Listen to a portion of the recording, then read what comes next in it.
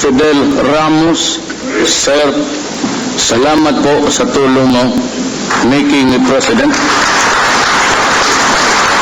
President Joseph Ejercito Estrada, Senate President Franklin Drilon and the members of the Senate, Speaker Feliciano Belmonte and the members of the House of Representatives, Chief Justice Maria Lourdes Sereno and Associate Justices of the Supreme Court, His Excellency the CP Pinto and the members of the Diplomatic Corps, incoming members of the Cabinet, fellow workers in government, my fellow countrymen.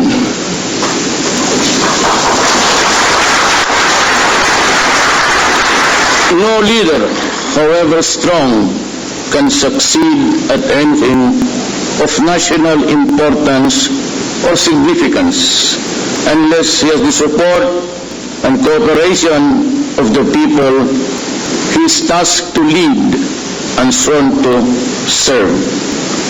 It is the people from whom democratic governments draw strength, and this administration is no exception. That is why we have to listen to the murmurings of the people, fear their pulse, supply their needs, and fortify their faith and trust in us whom we elected to public office.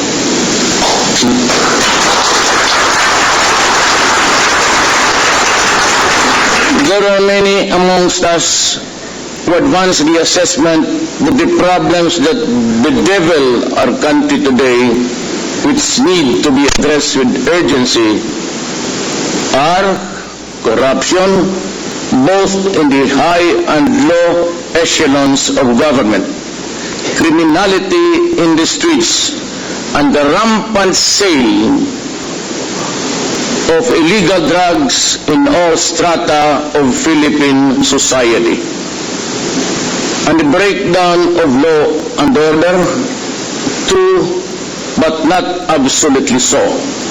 For I see these ills are mere symptoms of a virulent social disease that creeps and cuts into the moral fiber of Philippine society.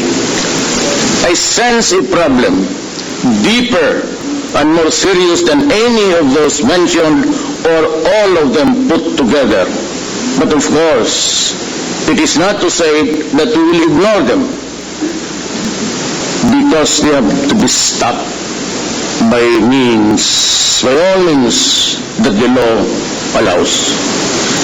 Erosion of faith and trust in government, that is the real problem that confronts us, resulting therefrom, I see the erosion of the people's trust in our country's leaders, the erosion of faith in our judicial system, the erosion of confidence in the capacity of our public servants to make the people's lives better, safer, and healthier.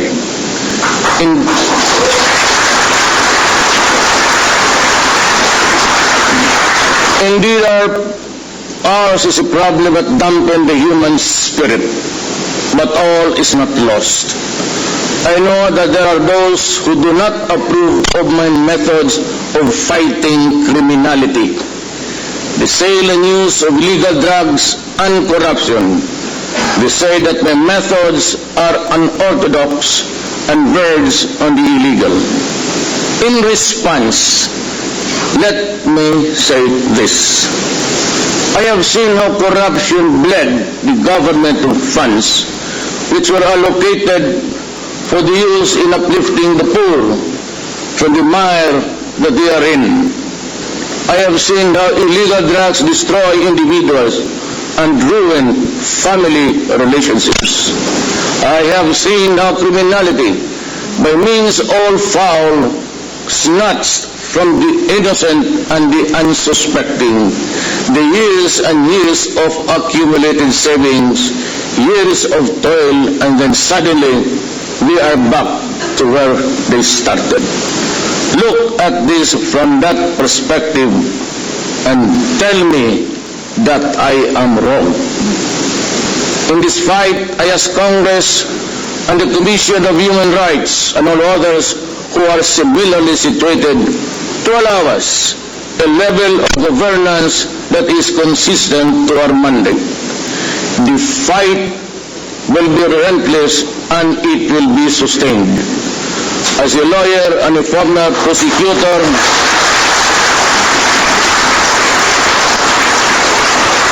I know the limits of the power and authority of the President. I know what is legal and what is not. My adherence to due process and the rule of law is uncompromising.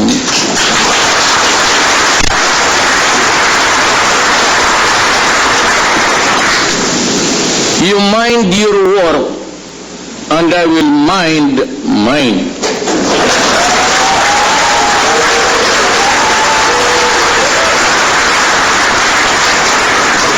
Malasakit, tunay na pagbabago, tinud-anay ang kausaban.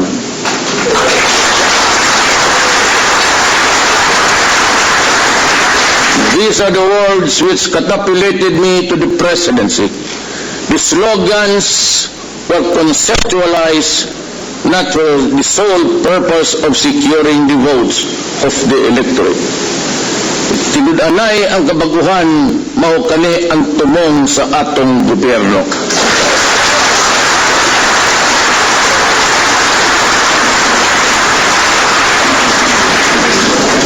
Far from that, these are battle cries articulated by me in behalf of the people hungry for genuine and meaningful change. But that change, if it is to be permanent and significant, must start with us and in us.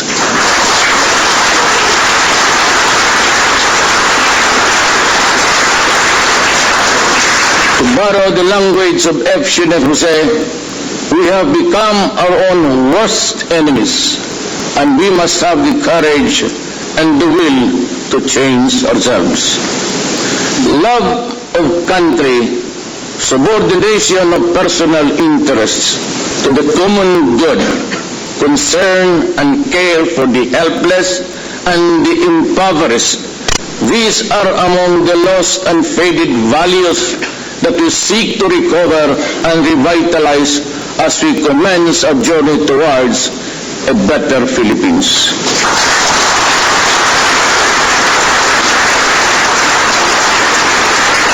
The ride will be rough, but come and join me just the same. Together, shoulder to shoulder, let us take the first wobbly steps in this quest. There are two quotations from revered figures that shall serve as the foundation upon which this administration shall be built. The test of government is not whether we add more to the abundance of those who have much. It is whether we provide for those who have little, says Rodrigo. And from Lincoln, I draw this inspiration. You cannot strengthen the weak by weakening the strong. You cannot help the poor by discouraging the rich. You cannot help the wage earner by pulling down the wage payer. You cannot further brotherhood by inciting class hatred among men.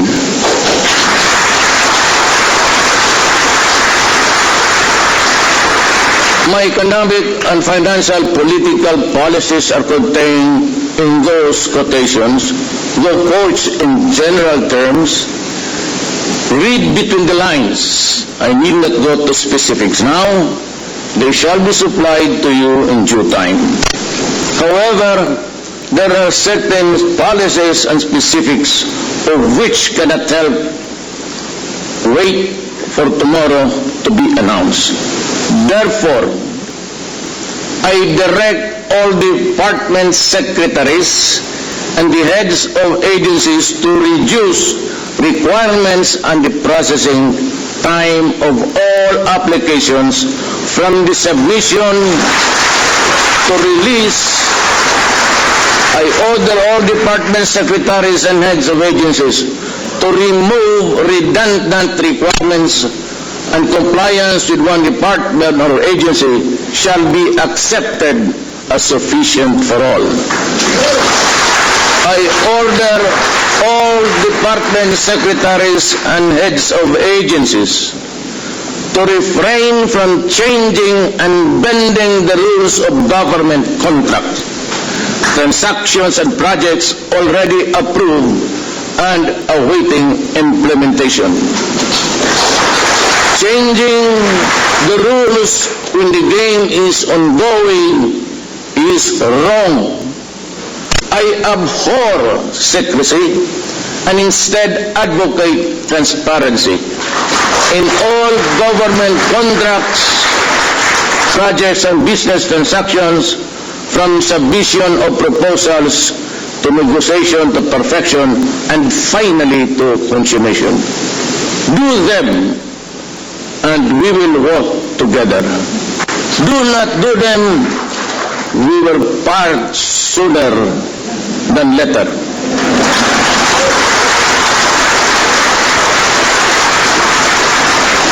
On the international front and community of nations, let me reiterate that the Republic of the Philippines will honor treaties and international obligations. On the domestic front, my administration is committed to implement or sign the peace agreements in step with constitutional and legal reforms. I am elated by the expression of unity among our Moro brothers and leaders and the response of everyone else to my call for peace. I look forward to the participation of all other stakeholders, particularly our indigenous peoples, to ensure inclusivity in the peace process.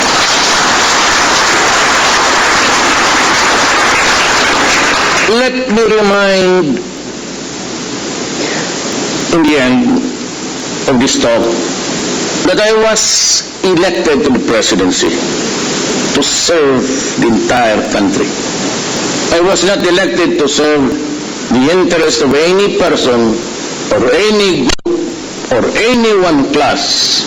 I serve everyone and not only one.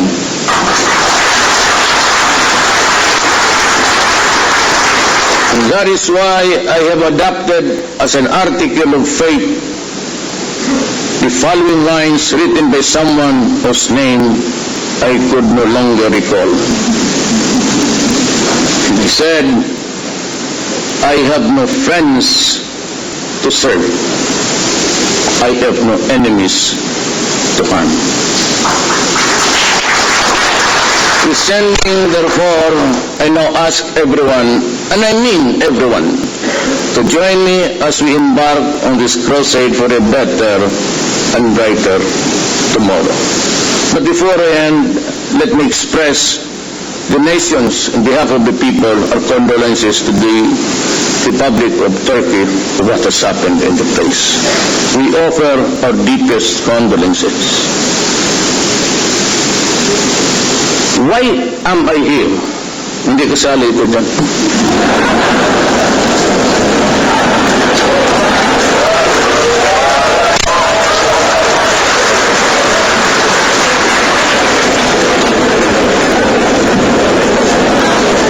The past tense was, I am here because I love my country and I love the people of the Philippines. I am here, why? Because I am ready to start my work for the nation. Thank you and good afternoon.